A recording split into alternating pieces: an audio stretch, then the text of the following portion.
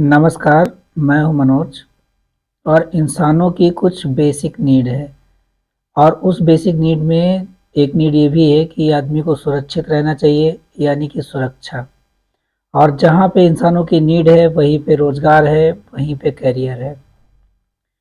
ऐसे ही जो हमारे देश को जो जल वाली सीमा है, जो जल की सीमा है, वहाँ पे जो सुरक्षा प्रदान करने वाली जो सेना है उसको जल सेना कहते हैं। और आज हम लोग जानेंगे इसी जल सेना के बारे में कि ये जल सेना कैसे काम करती है और ये कहाँ-कहाँ पे है और हमारी जो समुद्री सीमा है वो कहाँ तक लगती है। क्या सारी समुद्री सेना हमारी है या किसी और देश की है? जो सीमाएँ हैं वो कहाँ तक है? क्या उनके कोई बॉर्डर हैं?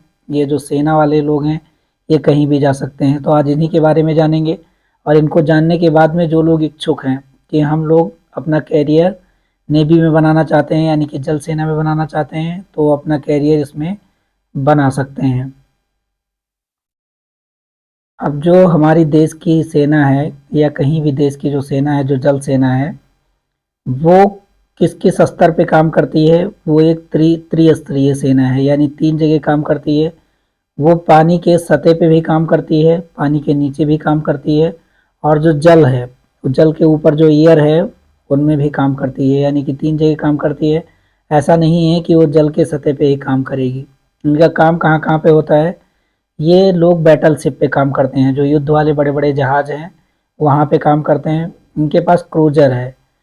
क्रूज़र एक लड़ाकू जहाज है जो कि पानी में होता है, ये उन पे काम करते हैं। एयरक्राफ्ट कैरियर्स है, जो लड़ाकू विमान होते हैं, उनको ले जाने वाले बड़े-बड़े जहाज हैं। वो जहाज उनके ऊपर से रनवे है, वो रन कर सकते हैं, वहाँ पे खड़े हो सकते हैं और युद्ध को परफॉर्म कर सकते हैं। डिस्ट्रॉयर है जिनको हिंदी में विध्वंसक कहते हैं, ये भी जल सेना के पास में है, इन पे भी लोग काम करते हैं। और ये डिस्ट्रॉयर जो होता है, इनकी स्पीड बहुत ज़्यादा होती है, ये अपनी स्पीड की वजह से जल्दी से बड़ी जहाज़ों को मार के वापस आ जाते हैं और पता भी नहीं चलता है। जो बहुत बड़ी जहाज़ें होती हैं उनकी स्पीड थोड़ी कम होती है। डिस्ट्रॉयर थोड़े छोटे होते हैं लेकिन ये बहुत तेज़ होते हैं और ये सारे हथियारों से लैस होते हैं। इन पे मिसाइलें भी होती हैं, तोपें भी होती हैं, गोले भी होते हैं। वो सारे हथियार होते हैं जिनसे ये सेना जो है लड़ने में सक्षम होती है। और जो अगला काम इनका होता है, जो सैनिक होते हैं, जल सेना के जो लोग होते हैं, उनका काम है माइन का निर्माण करना यानी समंदर में सुरंग बनाने का काम भी करते हैं। जैसे ज़मीन पे जो सेना का एक ऑर्गेनाइजेशन है बीआरओ यानी कि बॉर्डर रोड ऑर्गेनाइजेशन, रोड बनाने का काम करती है और जो बॉर्डर के इलाके हैं, जो दुर्गम इलाके हैं, वहाँ पे रोड का निर्माण करती है। वैसे ही इनका काम होता है माइन का निर्माण करना। और निर्माण करना ही नहीं है, अगर कोई माइन गलत बन गई है, गलत जगह पे बन गई है तो उनको डिस्ट्रॉय भी करते हैं। या किसी और कंट्री का कोई भी देश की सेना अगर वहाँ पे माइन बना के चली गई है तो उसको डिस्ट्रॉय करने के भी काम करते हैं। वो वाले सारे इक्विपमेंट इस सेना के पास में हैं और ये अपनी खुद का माइन बनाते भी हैं, बिगाड़ते भी हैं और दूसरे के माइन को तोड़ते भी हैं। और अगला जो सबसे अहम काम होता है, ये लोग पानी में काफ़ी दिनों तक रहते हैं, 4-4 5-5 महीने, 6-6 महीने लगातार जहाज़ों में ही रहते हैं, जहाँ पे सारी फैसिलिटी इनको दी जाती है, सारी सुविधाएँ होती हैं। तो उनको मेंटेनेंस का काम इनका होता है, अगर वो बिगड़ जाएँगी तो उनको बनाएँगे। सप्लाई सप्लाई में हथियार भी हो सकते हैं, अब हथियारों की ज़रूरत हमेशा नहीं पड़ती है, जब लड़ाई होती है तब पड़ती है और जब युद्धाभ्यास होते हैं उस टाइम पे पड़ती है। सप्लाई जो मेनली होती है वो फूड की सप्लाई होती है, जो खाने पीने के सामान होते हैं, जो एक्सेसरीज होते हैं, जो उनके कपड़े होते हैं, ये सब चीज़ें जो होती हैं जो इंसान को ज़िंदा होने रहने के लिए चाहिए, उनकी सप्लाई का भी काम ये करते हैं। और एडमिनिस्ट्रेशन जो सबसे बड़ी चीज़ होती है और ऑर्गेनाइजेशन यानी कि उनका प्रबंधन, कैसे जो चीज़ें ऑर्गेनाइज है पहले से वो सही से चल रही कि नहीं चल रही हैं, उनको मैनेज करने वाले लोग भी रहते हैं। तो इतने सारे काम यहाँ पे होते हैं जल सेना में। अब जो जल बहुत सारे लोगों के दिमाग में ये सवाल होता होगा कि जो हमारी जल सेना है, जो हमारे बॉर्डर हैं, जो हमारे थल थल का बॉर्डर है, जो मतलब ज़मीनों से जुड़ा हुआ है, जो अदर कंट्री है, वो है 15,200 किलोमीटर। और जो जल सेना है, उसका जो बॉर्डर है, जो जल से लगे हुए तट हैं, वो है 7,515 किलोमीटर। और जल के अंदर ये सारे देशों के लिए एप्लीकेबल है, जो हमारे बॉर्डर हैं, जो हमारी ज़मीन है, वहाँ से लेकर अंदर तक 22.2 किलोमीटर, लगभग 12 मील के आसपास में हमारी सीमा लगती है। वहाँ तक ये जो जल सैनिक हैं आराम से घूम सकते हैं, आराम से जा सकते हैं, आराम से आ सकते हैं। उसके आगे जाने के लिए जो अगले देश की सीमा होती है या किसी की सीमा नहीं होती है, उसके आगे जाने के लिए उनको अगले देश से परमिशन लेनी होती है। वही उनका बॉर्डर है, उससे आगे वो लोग जाते भी नहीं है। अगर उसके अंदर कोई प्रवेश करता है, दूसरे देश की जो जहाजें हैं, दूसरे देश की जो नाव है या दूसरे देश के जो भी इंसान है, अगर प्रवेश करते हैं तो वो इनकी परमिशन लेते हैं। अब जो जल सेना का एडमिनिस्ट्रेशन होता है, यानी जो प्रबंधन होता है, वो कैसे काम करता है, जो तीनों सेनाओं का जो अध्यक्ष है वो कौन है? वो है राष्ट्रपति, यानी कि देश का प्रेसिडेंट। और राष्ट्रपति का जो चुनाव होता है वो भारत में डायरेक्ट नहीं होता है, यानी उनको जनता जो है नहीं चुनती है। उनका चुनाव जो होता है वो इनडायरेक्ट होता है। जो राजनीति से जुड़े लोग होते हैं, अपना जो दो सदन है, एक है लोकसभा और एक है राज्यसभा, इनके मेंबर उनको वोट देते हैं। और जो राज्यों में विधान सभाएं हैं, जो विधान परिषद है, कुछ राज्यों में विधान परिषद भी है, वो लोग और बाकी जो विधानसभा के सिलेक्टेड मेंबर होते हैं वो उनको वोट देते हैं। और इनकी काउंटिंग के बाद में राष्ट्रपति बनता है। एपीजे अब्दुल कलाम के साथ में एक ऐसी घटना हुई थी कि जब वो एयरफोर्स में भर्ती होने के लिए गए थे तो एयरफोर्स वालों ने उनको निकाल दिया था, लिया नहीं था।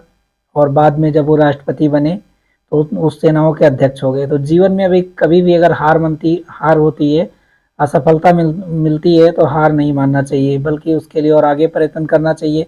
हो सकता है उसके आप सबसे बड़े बॉस बन जाएं। तो जो इनका एडमिन होता है वो इसी तरीके से होता है। जो रक्षा मंत्रालय है दिल्ली में स्थित है। पहले जो इनके इसी में विभाग हैं, वो विभाग जल सेना का भी है, थल सेना का भी है और वायु सेना का भी है। और इसके लिए रक्षा मंत्री होते हैं, वो भी इलेक्शन से ही आते हैं, उनके कंट्रोलिंग में रहता है। और कभी भी अगर लड़ाई की परिस्थिति आती है तो राजनीति के लोगों से ही सलाह लिया जाता है, इनके डायरेक्ट कंट्रोलिंग में नहीं होता। लेकिन जो सिलेक्टेड ऑफिसर होते हैं, और ये डायरेक्ट सिलेक्शन इनका नहीं होता है, ये प्रमोट होकर वहाँ तक पहुँचते हैं। जो सबसे मेन ऑफिसर है इस सेना को संभालने के लिए, जल सेना को, वो है CNS, यानी चीफ ऑफ नेवल स्टाफ। अभी फिलहाल हरि कुमार जी हैं इसमें, और यही इसको संभालते हैं। तो ये जो है वो सबसे ऊपर है, जो सिलेक्टेड ऑफिसर है, मतलब सिलेक्शन के थ्रू हैं, लेकिन ये प्रमोटिव होते हैं। जो अधिकारी रैंक पे भर्तियां होती हैं उसके बाद में ये प्रमोशन पाके यहाँ तक पहुँचते हैं। और उसके नीचे उसका भी काम लगभग इक्वल ही होता है। अगर ये लोग प्रेजेंट नहीं रहेंगे तो वो उसका काम देखेंगे। और इनकी रिपोर्टिंग जो होती है, जो इनके नीचे जो इनको गाइड करते हैं, वो होते हैं BCNS, यानी कि vice chief of naval staff. और इनके नीचे और जो दूसरे ऑफिसर काम करते हैं वो होते हैं deputy chief of naval staff, यानी DBCNS होते हैं। और ये प्रशासन को संभालते हैं, एडमिनिस्ट्रेशन को संभालते हैं। और इनके नीचे जो होते हैं वो एक और होते हैं, वो होते हैं चीफ ऑफ पर्सनल, COP, जो पर्सनल्स को संभालने का काम करते हैं, मैनेज करने का काम करते हैं। और जो ये भर्ती वगैरह देखते हैं, जिनसे मतलब सेना में भर्ती और ये स्टाफ का, जैसे किसी ऑर्गेनाइजेशन में HR का काम होता है वैसे इनका भी काम होता है, ये उसके हेड होते हैं। और एक होते हैं चीफ ऑफ मटेरियल, यानी कि COM। इनका काम सामान को मैनेज करना होता है, खाद्य पदार्थ को पहुंचाना होता है, लाना ले जाना, ये सब जो होता है वो इनकी निगरानी में ही होता है। तो ये इसका एडमिनिस्ट्रेशन होता है। और ये जो ऑफिसर हैं ये दिल्ली में ही रहते हैं और ज़रूरत पड़ने पे वहाँ पे साइटों पे जाते हैं। और ये जो दिल्ली का कार्यालय है, और इनकी रिपोर्टिंग जो होती है, ये जो नीचे वाले ऑफिसर होते हैं इनकी CNS को होती है, यानी जो चीफ ऑफ नेवल स्टाफ हैं उनको इनकी रिपोर्टिंग होती है। और ये जो सारे ऑफिसर्स हैं, ये सारे ऑफिसर प्रमोटिव होते हैं, इनका डायरेक्ट सिलेक्शन नहीं होता है। ये सब अपना काम करते हुए जब इनको प्रमोशन मिलता जाता है तो ये लोग यहाँ तक पहुँच जाते हैं। अब हमारे देश में जो हमारी ये जल सेना है, इसके पास में मेनली 3 कमांड हैं। पहला जो कमांड है, ये तीनों कमांड के एक एक ऑफिसर होते हैं, और वो officer flag officer commanding in chief हैं। ये तीनों जगहों पे 3 हैं। और इन ये जो कमांड्स है, पहला जो कमांड है द वेस्टर्न नेवल कमांड है, इनका जो हेड क्वार्टर है वो मुंबई में है। दूसरा जो कमांड है वो है ईस्टर्न नेवल कमांड, और इनका जो ये कार्यालय है वो विशाखापत्तनम में है। और अगला जो कमांड है वो साउथर्न नेवल कमांड है, इनका जो कार्यालय है वो कोची में है। जो पहले 2 कमांड हैं वो ऑपरेशनल कमांड है। और भारत के पास में अभी 2 बड़े बेड़े हैं। पहला बेड़ा मुंबई में स्थित है और दूसरा विशाखापत्तनम में स्थित है। बेड़ा का मतलब ये होता है कि इनके पास में वो सारी सैन्य शक्तियां हैं, वो बड़े से लेकर छोटे तक, और एयरक्राफ्ट तक वो सारे जहाज हैं, सारे लड़ाकू विमान भी हैं इनके पास में, जो किसी भी देश से अकेले निपटने में सक्षम है। एक बेड़ा एक लोगों से निपटने में आराम से सक्षम है। जो विशाखापत्तनम वाला कमांड है वो एक साइड की जो अपना ये ईस्टर्न साइड है यहाँ की रक्षा करता है, और जो ये वेस्टर्न साइड की जो रक्षा करता है वो मुंबई में, वहाँ वो उसका हेड क्वार्टर है। एक दूसरे से ये लोग इंटरचेंज भी होते रहते हैं, इधर उधर ये लोग मूव करते रहते हैं, लेकिन इनके पास में एक बड़ी जिम्मेदारी है। और जो अगला कमांड है वो साउथर्न नेवल कमांड है, उसका कार्यालय कोची में है। ये ऑपरेशनल ना होके ये ट्रेनिंग पर्पज के लिए यहाँ पे लोगों को ट्रेनिंग दी जाती है, और जो लोग नई भर्तियां होती हैं उनको ट्रेनिंग देने का काम यहीं पे किया जाता है। उसके बाद में उनको ड्यूटी के लिए भेज दिया जाता है। इस कमांडिंग के साथ साथ में जो नौसेना है, जो जल सेना है, इनके पास में बहुत सारे फ्लोटीला है। फ्लोटीला को आप ऐसे समझ सकते हैं जैसे हमारे ये पुलिस वाले होते हैं, इनके पास थाने होते हैं और बहुत सारी चौकियां होती हैं, ऐसे ही इनके पास में फ्लोटीला होता है। ये कई बार किसी जहाज पे हो सकते हैं, किसी जो ये फ्लाइटिंग बोट होती है उनके ऊपर भी हो सकते हैं। और ये जो हमारे अंडमान निकोबार द्वीप समूह हैं, ये समंदर से चारों तरफ से घिरे हुए हैं, तो यहाँ पे थल सेना काम नहीं करती है, यहाँ पे केवल ये जल सेना काम करती है। और इनको जो सुरक्षा प्रोवाइड कराने का काम जो करते हैं वो यही जल सेना ही करती है। एक चीज़ और आता है जिनसे लोग हमेशा कन्फ्यूजन में रहते हैं, मर्चेंट नेवी और ये वाली नेवी। और जो हमारा व्यापार है वो समंदर के रास्ते में बहुत बड़ी भारी मात्रा में होता है, क्योंकि इधर भारी सामान का लाना ले जाना बहुत ही आसान है, क्योंकि यहाँ ट्रैफिक कम है। ट्रैफिक तो है लेकिन उतना नहीं है जितना कि रोड के सहारे, और रोड में बहुत सारी पुलियाँ हैं, ब्रिजेज हैं, जिनसे बहुत सारे भारी सामान पार नहीं किए जा सकते हैं। तो ऐसे में जल का सहारा लेना पड़ता है। और जल मार्ग से व्यापार कोई नया नहीं है, ये बहुत सालों पुराना है। बहुत सालों से जल मार्ग से व्यापार होता आ रहा है। तो जो व्यापार में सुरक्षा देने का जो काम करते हैं वो ये हमारी जल सेना ही करती है, इनकी कंट्रोलिंग में होता है, क्योंकि कई बार इतिहास में हमारे साथ धोखे हो चुके हैं। जो ये अंग्रेज थे ये पानी के रास्ते ही आए थे, और ये व्यापार के बहाने बहुत सारे हथियार भी ले आए, और हमारे देश पे धीरे धीरे करके इन्होंने कब्जा कर लिया। पहले परमिशन लिया था कि हम इस देश में शासन करेंगे, लेकिन उसके साथ साथ में हथियार लेके आए और कब्जा भी कर लिया और सत्ता में आ गए।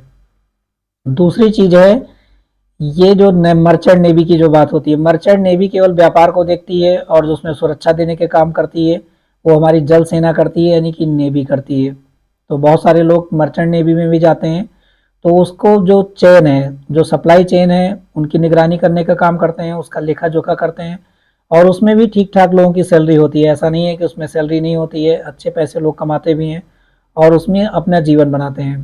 तो अभी आपने इसमें जाना कि जल सेना क्या है और कैसे कैसे काम करती है। अगले वीडियो में हम ये बताएंगे कि जल सेना में जाने के लिए वो कौन कौन से एग्ज़ाम होते हैं जिसके थ्रू हम लोग जल सेना में जा सकते हैं, यानी कि भर्ती हो सकते हैं और अपना कैरियर बना सकते हैं।